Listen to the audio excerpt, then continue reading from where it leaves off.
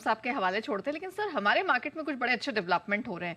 क्या लग रहा है सर, फाइनली एफआईआईज होश में आ गए हैं, अब जोश दिखाएंगे जल्दी? आ तो रहे नेहा जी, देखिए अपनी तो बात ही हुई थी कि देखो बेचना कम किया तो बाजार तेज हो गए, शॉर्ट काटना ठीक करेंगे तो 26,000 हो जाएंगे, और जिस दिन लॉन्ग बनाने का मन बनेगा इनका तब हम 26,277 का लाइफ हाई भी बना लेंगे और उसके पार भी निकल जाएंगे। One by one, step by step FIs आ रहे हैं। देखिए 2 दिनों में आप देखिए 8 से 16% लॉन्ग पोजीशन पे आ गए। जिस तेजी से शॉर्ट काटे हैं इन्होंने, वो आप समझ सकते हैं कि अब वो है ना, डर बैठ गया है कि अब शॉर्ट रहने में समझ, अब इंडिया शॉर्ट नहीं है, ये क्लियर कट एफआईज को समझ में आ रहा है। लॉन्ग करना है नहीं करना है, तेजी करनी नहीं करनी है, आपका मन अलग हो सकता है, राइट, उसके लिए अपने अपने कारण है, लेकिन कम से कम शॉर्ट रहने जैसे कारण, क्योंकि देखिए क्या चीज़ थी, 2 चीज़ें जो एफआईज को सबसे ज़्यादा परेशान करी थी भाई, एक तो हमको नतीजे उतने मजबूत नहीं दिख रहे हैं तो इसलिए हमको वैल्यूएशन महंगे दिखते हैं।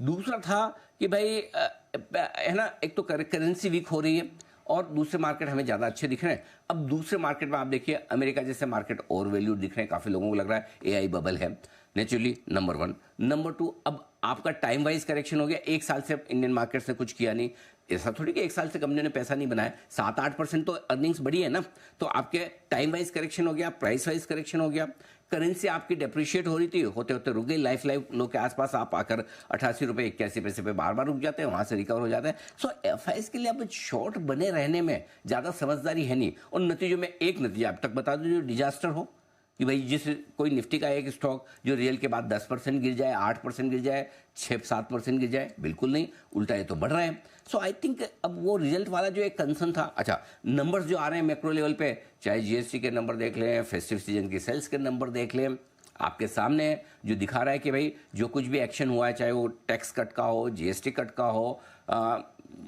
और रेट कट का हो, तीनों कट अपने अपने काम करते हुए दिख रहे हैं इकोनॉमी में। सो मेरे ख्याल से एफआईज लौट रहे हैं, ये अच्छी बात है, लेकिन इससे ज़्यादा अच्छी बात नेहा ये है कि लोकल फंड्स को बेचने की हड़बड़ी और जल्दबाजी नहीं है। वो ये नहीं सोचेंगे 21,750 पे हमने लिया था, 24,000 पे भी हमने लिया था, 24,600 पे जहाँ से इस बार तेजी की शुरुआत हुई वो भी हमने लिया था, अब हम बेचेंगे ना, पकड़ के बैठे हैं।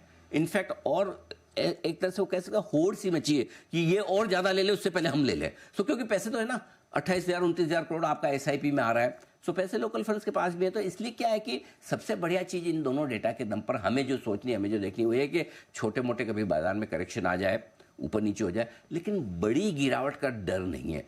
आकर बड़ा बेच जाएंगे अचानक से, ओ 26,000 हो गया, चलो बहुत सारा बेच देते हैं, ऐसा एफआईज करने वाले हैं नहीं, ये ध्यान में रखिए। सो सबसे बड़ा मेरे लिए कंफर्ट क्या है, मुझे ट्रेंडिंग मार्केट है, तेजी का मार्केट है, मुझे कोई प्रॉब्लम, मुझे रिस्क कितनी है, नीचे खड्डा कहाँ है, कितना गिर सकते हैं, अगर वो मुझे पता है तो फिर तेजी करने का आनंद ही अलग है। और ये एफआईज के डेटा में साफ दिख रहा है कि आपकी नीचे की रिस्क लिमिटेड है, बस। ठीक है, तो सर बताइए, ऐसे मार्केट में अब जिस तरह की स्ट्रेंथ हमने देखी थी, क्या प्रॉफिट बुकिंग करना चाहिए, और अगर हाँ तो कौन से लेवल्स सही होंगे? देखिए पहली चीज़ तो प्रॉफिट है किधर जो प्रॉफिट बुकिंग करेंगे, साल भर बाद तो ये लेवल आए हैं वापस, राइट, तो कौन सी प्रॉफिट बुकिंग, काय का बड़ा प्रॉफिट। हाँ ठीक है, कुछ लोगों ने बीच बीच में जो 1-2 चांस दिए हैं बाजार में, उसमें खरीदारी की है, तो लिए नहीं करनी है, अभी इतनी जल्दी नहीं करनी है। अब आप रोज वाला काम कर रहे हैं, ठीक है, हफ्ते हफ्ते वाला करें तब तो एक अलग बात है कि भाई 26,000 के आसपास आ रहे हैं, थोड़ा प्रॉफिट बुक कर लेते हैं, 26,000 का वापस 25,500 आएगा तो ले लेंगे, देखो वो एक अलग चीज़ है। बट अदरवाइज कई सारे इन्वेस्टर, आपने ये सवाल बहुत अच्छा पूछा, कई सारे इन्वेस्टर अब मुझे मिल रहे हैं, वीकेंड पे मिले लोग, जहाँ भी मिल जाए, सर बहुत बढ़ गया, निकल जाएं क्या, पर अरे बहुत बढ़ गया मतलब आदत ही नहीं है 3 दिनों तक तेजी देखने की मार्केट में, है ना, सोचे ही नहीं कि 25,800 26,000 हो सकता है। सो इसलिए कुछ बहुत बढ़ा नहीं है। अगर आपको लगता है बहुत बढ़ गया हो तो आप देखिए फरवरी 2020 में 12,500 12,400 का निफ्टी था, आज 25,000 का है, डबल ही तो हुआ यार 5 साल में, कौन सा बहुत बढ़ गए। पिछले 1 साल पहले भी यही लेवल थे, आज भी यही लेवल है, कौन सा बहुत बढ़ गए। सो आई थिंक इन्वेस्टर्स को तो बिल्कुल भी बेचने के बारे में सोचना नहीं है। ट्रेडर्स के लिए अपने अपना रोज का काम है, जिसके लेवल से स्ट्रेटेजी मैं अभी दूंगा ही। बाकी इन्वेस्टर्स के लिए तो इनफैक्ट अभी भी पैसा लगाने का वक्त है, न कि निकालने का। ओके अच्छा सर, बैंक निफ्टी इसने शुरुआत की है, आप कह सकते हैं कि एक पहले सिग्नल दिए हैं स्ट्रेंथ के, और हम बात भी कर रहे थे, लगातार हमने अपने दर्शकों की तैयारी भी करवाई है कि अब एक बेलगाम घोड़ा बनने के लिए तैयार है। लेकिन क्या ये मानना सही होगा कि एक और नया लाइफ हाई बनेगा? ऑलरेडी 57,830 का हमने रिकॉर्ड हाई देख लिया है और रिकॉर्ड हाई की तैयारी। मैं जी देखिए, बैंक निफ्टी मजबूत था, मजबूत है और मजबूत रहेगा। अब क्या, बैंक निफ्टी के सारे बड़े ट्रेडर्स निकल के आ गए। आपका एक्सिस का रिजल्ट आ गया, आईसीआईसीआई और एचडीएफसी के वीकेंड पे रिजल्ट आ गए, एयू स्मॉल वगैरह 8 रिजल्ट थे बैंक्स के। अब बैंक्स में बचा क्या रिजल्ट? शायद एक कोटक का बचा है बड़े बैंक्स में, मेरे ख्याल से इसके अलावा कोई बचे नहीं। लगभग सारे हो गए, आरबीएल की डील भी हो गई। सो मैं आपको रिजल्ट रिव्यू में स्ट्रॉन्ग और अच्छे से बताऊंगा। हाँ, लेकिन एचडीएफसी बैंक का रिजल्ट इन लाइन है, आईसीआईसीआई बैंक इन लाइन है।